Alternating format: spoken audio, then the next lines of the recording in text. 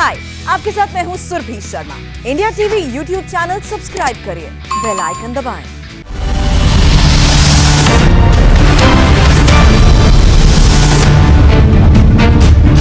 शाम के 7:30 बजने वाले हैं। आपके साथ मैं हूं सुरभि शर्मा, लेकर आ गई हूं इलेक्शन का सबसे बड़ा शो। अब की बार किसकी सरकार, मैं आपको बताऊंगी हर वो खबर जो डालेगी यूपी और पंजाब में 2022 के चुनाव पर असर।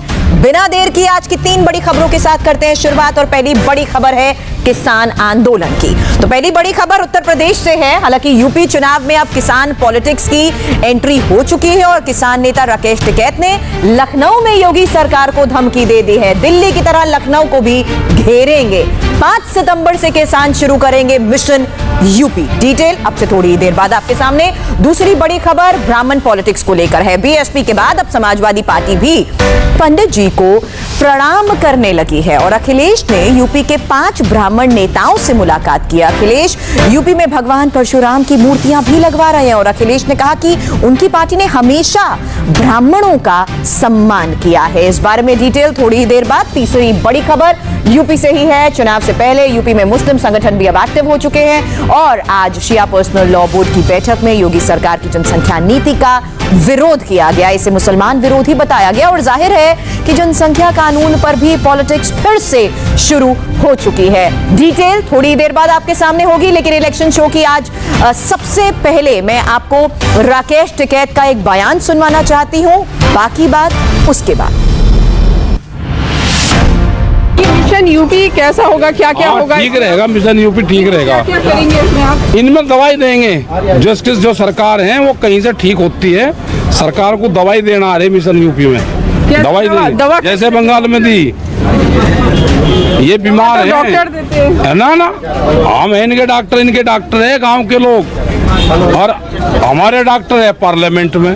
हमें पार्लियामेंट में जाने देते। ये गांव में आना चाहते हैं तो दवाई इनको देनी पड़ेगी, कड़वी मिट्टी सारी दवाई मिलेगी इनको। जी हां, यूपी चुनाव में किसान पॉलिटिक्स की डायरेक्ट एंट्री हो गई है और राकेश टिकैत ने यूपी में बीजेपी को दवा देने का ऐलान कर दिया है। पश्चिमी यूपी के किसान नेता राकेश टिकैत के साथ हरियाणा और पंजाब के किसान नेताओं ने आज लखनऊ में बड़ी प्रेस कॉन्फ्रेंस की है और राकेश टिकैत ने इसमें जो बातें कही हैं उससे यह साफ हो चुका है कि यूपी चुनाव में किसान आंदोलन बड़ा मुद्दा रहने वाला है। राकेश टिकैत ने ऐलान किया है कि यूपी के गांव-गांव में सरकार की नीतियों के खिलाफ लोगों को जागरूक करने के लिए अभियान चलाया जाएगा। 5 सितंबर से मुजफ्फरनगर से इस मुहिम की शुरुआत होगी और किसान नेताओं ने दिल्ली की तर्ज पर ही लखनऊ का घेराव करने की भी धमकी दे दी है। और किसान आंदोलन का यूपी चुनाव में क्या असर रह सकता है ये आपको बताएंगे, लेकिन पहले राकेश टिकैत को एक बार फिर सुनिए। लखनऊ में योगी सरकार को कैसे चैलेंज किया, देखिए। किसान दिल्ली के चारों तरफ है, वहां से हटेगा नहीं। और यहाँ के भी हम बता देना चाहते हैं यहाँ की सरकार को भी कि सरकार सही उससे काम करे। नहीं काम होगा, वो आंदोलन बन रहा है हमारा पूर्ण रूप से। लखनऊ को भी दिल्ली बनाया जाएगा। लखनऊ के भी चारों तरफ के रास्ते जैसे दिल्ली में सील हैं ऐसे ही सील होंगे।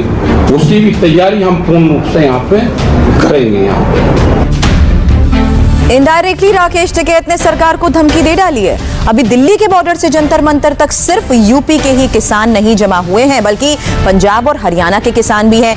लेकिन चूंकि यूपी और पंजाब में 8 महीने बाद चुनाव है, इसलिए किसान आंदोलन यहां पर बड़ा मुद्दा हो गया है। और राकेश टिकैत ने लखनऊ में यह भी कहा कि किसान 14 अगस्त को ट्रैक्टर लेकर गाजीपुर बॉर्डर पर जाएंगे।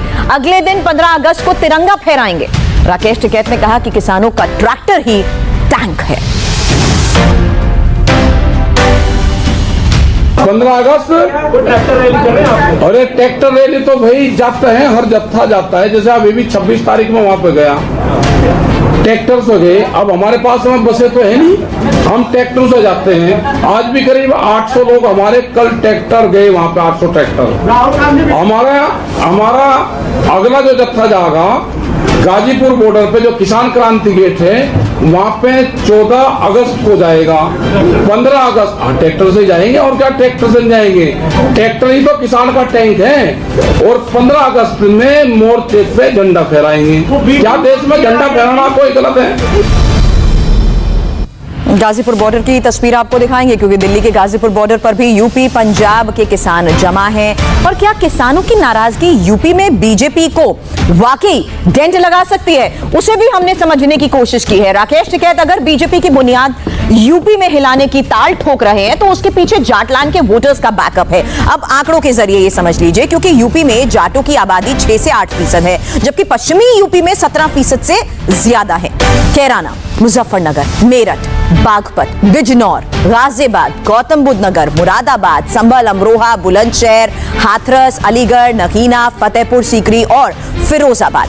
वेस्ट यूपी की ऐसी 17 लोकसभा सीटें हैं जहां पर जाट वोट बैंक चुनावी नतीजों पर सीधा असर डालता है। राज्य की 120 विधानसभा सीटें ऐसी हैं जहां पर जाट वोट बैंक असर रखता है। अब जाट वोटर्स की ताकत को राकेश टिकैत समेत सभी किसान नेता महसूस भी कर चुके हैं। जरा उसे पूरे सियासी गणित के जरिए अब आप समझिए, क्योंकि जिस पर किसान नेता को बहुत ज्यादा भरोसा है, परंपरागत तौर पर जाटों को चौधरी अजीत सिंह का वोटर माना जाता था, लेकिन मुजफ्फरनगर दंगों के बाद से 2014 और 2019 के लोकसभा चुनाव में जाट बीजेपी की तरफ मुड़ गए थे।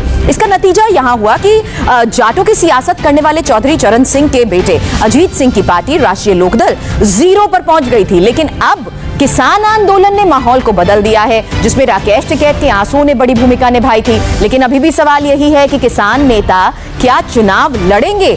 अगर नहीं लड़ेंगे तो वो किसको सपोर्ट करेंगे? क्योंकि इस बार यूपी में समाजवादी पार्टी, कांग्रेस और बीएसपी अलग अलग चुनाव लड़ रही हैं और 5 सितंबर से किसान नेताओं ने यूपी में डेरा डालने का भी प्लान कर लिया है। अब यूपी से पंजाब तक किसान आंदोलन के बहाने पॉलिटिक्स किस तरह से हाई है, ये भी देख लीजिए। 3 तस्वीरें अब आपके सामने हैं जिससे क्लियर मैसेज जा रहा है। लखनऊ में किसान मोर्चा के नेता जुटे, योगी को ललकारा।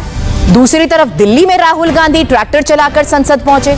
राहुल के सामने बड़ी चुनौती पंजाब में कांग्रेस सरकार को बरकरार रखने की है, जबकि यूपी में वो करिश्मे की उम्मीद में है। इधर जंतर मंतर पर आज किसान संसद की कमान महिलाओं ने संभाल ली। 200 महिला किसानों ने इसमें हिस्सा लिया। यूपी ही नहीं, पंजाब में भी किसानों के नाम पर फुल पॉलिटिक्स चल रही है और किसानों के समर्थन में अकाली दल और बीएसपी ने आज भी संसद में प्रदर्शन किया है। सरकार के खिलाफ नारेबाजी होती रही। किसान कानून वापस लेने की मांग को दोहराया गया। अब पंजाब में किसान आंदोलन कैसे इलेक्शन पर असर डाल सकता है, यह भी समझ लीजिए, क्योंकि पंजाब में 65% आबादी ऐसी है जो खेती और किसानी के काम से जुड़ी हुई है। 117 सीटों वाली पंजाब विधानसभा में 66 सीटें ऐसी हैं जिनका स्वरूप पूरी तरह से ग्रामीण क्षेत्र है और 34 सीटें अर्ध शहरी और 17 सीटें शहरी परिवेश की मानी जाती हैं। सूबे के कुल 1 करोड़ 90 लाख वोटर्स में से 1 करोड़ 15 लाख से ज्यादा की संख्या 66 ग्रामीण क्षेत्रों वाली विधानसभा सीटों पर आती है और सूबे में 17 लाख से ज्यादा काश्तकार हैं जो सिर्फ खेती करके ही अपने परिवार का भरण पोषण करते हैं। तरन जिले में सबसे ज्यादा किसान रहते हैं। ग्रामीण क्षेत्रों में इनका प्रतिशत 96 है और अमृतसर जिले में 91% किसान रहते हैं। इसके अलावा गुरदासपुर, फतेहगढ़ साहिब, मोगा में भी ग्रामीण आबादी है और यहां पर भी किसानों का ही दबदबा है। अब यूपी में इस समय ब्राह्मण पॉलिटिक्स भी खूब हो रही है। अगली बड़ी खबर यही है, क्योंकि हर पार्टी ब्राह्मण वोट को अपनी तरफ करने की कोशिश में जुटी हुई है। पिछले हफ्ते आपने अयोध्या में मायावती का ब्राह्मण सम्मेलन देखा। अब समाजवादी पार्टी भी सुपर एक्टिव मोड में नजर आ रही है, क्योंकि अखिलेश यादव ने लखनऊ में 5 बड़े ब्राह्मण नेताओं के साथ मुलाकात की है। डिटेल अब आपके सामने, क्योंकि इन्हीं नेताओं से अखिलेश को भगवान परशुराम की तस्वीर भी भेंट की, जिसे एसपी दफ्तर में लगाया गया। यही नहीं, अखिलेश कई जिलों में परशुराम की मूर्ति भी लगवा रहे हैं और बीएसपी की तरह ही अखिलेश भी अब एग्रेसिव मोड में आ चुके हैं। मैसेज क्लियर है, नजर ब्राह्मण वोट बैंक पर है। अब ये वो तस्वीर आपके सामने है जिसमें अखिलेश 5 ब्राह्मण नेताओं के साथ मुलाकात करते हुए नजर आए। अखिलेश यादव को भगवान परशुराम की जब तस्वीर भेंट की गई उस वक्त की ये तस्वीर है और इन नेताओं में पूर्व विधानसभा अध्यक्ष माता प्रसाद पांडे हैं, विधायक मनोज पांडे, पूर्व विधायक संतोष पांडे और साथ ही बलिया से पूर्व विधायक सनातन पांडे और पूर्व मंत्री अभिषेक मिश्र मौजूद थे। इलेक्शन से पहले अभी यूपी की पॉलिटिक्स को सेंटर पॉइंट ब्राह्मण बना हुआ है और बीएसपी ने अयोध्या से इसका प्रबुद्ध वर्ग सम्मेलन यानी ब्राह्मण सम्मेलन की शुरुआत की थी। अब गुरु पूर्णिमा के दिन हमने देखा बीजेपी साधु संतों के सम्मान के जरिए मैदान में सामने आई और ब्राह्मण नेताओं से मीटिंग के बाद अखिलेश ने भी अब ये बता दिया है कि ब्राह्मण वोट जुटाने में वो भी पीछे नहीं रहने वाले हैं। अब ब्राह्मण वोट को लेकर 2022 के लिए अखिलेश का प्लान क्या है, ये भी जान लीजिए। बहन जी ब्राह्मण सम्मेलन कर रही है, आप लोग भी प्रबुद्ध सम्मेलन कर रहे हैं, ब्राह्मण जाए किसके साथ? मुझे पूरा भरोसा है उत्तर प्रदेश की जनता और हर वर्ग के लोग भारतीय जनता पार्टी से नाराज हैं। भारतीय जनता पार्टी ने जनता को धोखा दिया है। भारतीय जनता पार्टी ने जो अपना संकल्प पत्र लागू किया था, जनता के बीच में रखा था, वो कूड़ेदान में फेंक दिया। आने वाले समय में हर वर्ग के लोग भारतीय जनता पार्टी को हटाएंगे। परशुराम जी की मूर्तियां बांटी जा रही है समाजवादी पार्टी की तरफ। ये तो अच्छा है कि भगवान परशुराम जी के बारे में और भारतीय जनता पार्टी भी सोच रही है और नेताजी ने, हम लोगों ने हमेशा सम्मान किया और आने वाले समय में भी सम्मान करेंगे। लेकिन बीजेपी कह रही है कि ब्राह्मण बीजेपी के साथ है और ये चुनाव के ठीक पहले से सम्मेलन। भारतीय जनता पार्टी को हर वर्ग के लोग सबक सिखाने के लिए तैयार हैं। यूपी में ब्राह्मण वोट हर किसी के लिए इतना जरूरी क्यों है? यूपी की सियासत में ब्राह्मण वोटर्स का असर क्या है, ये भी जरा आप ग्राफिक्स के जरिए समझिए। क्योंकि उत्तर प्रदेश में करीब 12% ब्राह्मण मतदाता हैं।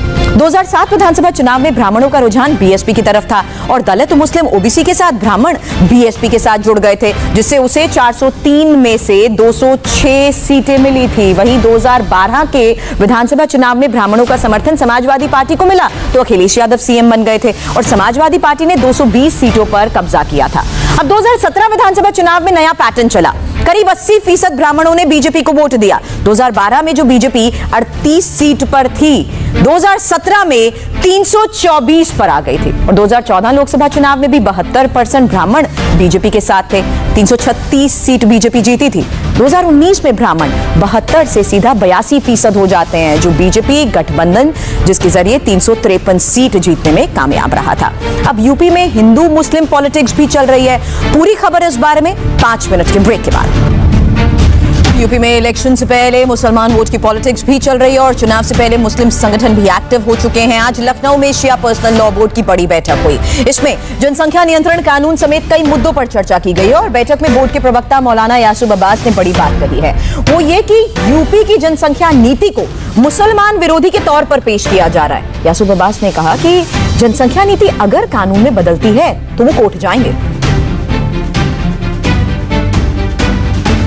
इस बिल को इस तरीके से पेश किया जा रहा है जैसे लग रहा है कि ये ख़ास तौर से मुसलमानों को लेके ये बिल जो है वो बनाया जाता है। लिहाजा हम सरकार से मांग ही कर सकते हैं कि सरकार एक बार पुनः विचार कर ले और सरकार जो इस बिल को लेके आ रही है कब कब ऐसा बिल लेके आए कि स्कूल खोले, कॉलेजेस खोले, यूनिवर्सिटीज़ खोले, इदारे ऐसे खोले जिससे लोगों के अंदर शिक्षा का मेयार बुलंद हो। जब लोगों के अंदर शिक्षा का मेयार बुलंद होगा, एजुकेशन बुलंद होगी तो खुद ब खुद हर चीज़ कंट्रोल में आ जाएगी। साफ है कि ये मुद्दा अभी खत्म नहीं हुआ है। चुनाव की ढेर सारी खबरें अभी और बाकी हैं। 5 मिनट के ब्रेक के बाद देखिए चुनाव चालीसा।